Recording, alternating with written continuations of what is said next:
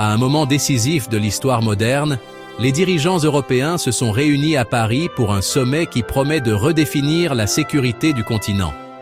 Sous la direction d'Emmanuel Macron, 26 pays se sont unis pour soutenir l'Ukraine au milieu des conflits et des tensions géopolitiques.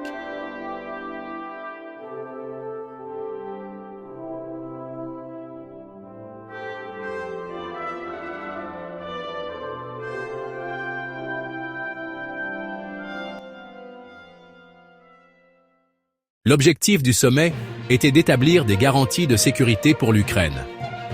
Les 26 nations se sont engagées à envoyer des troupes pour agir comme force de réassurance après la fin des combats.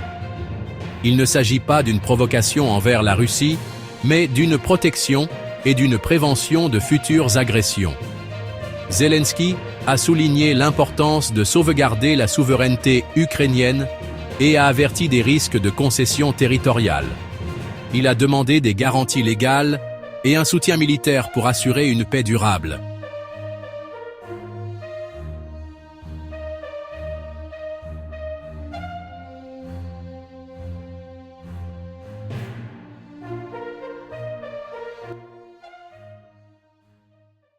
Les États-Unis, même sans envoyer de troupes, ont offert un soutien aérien, des renseignements et une surveillance.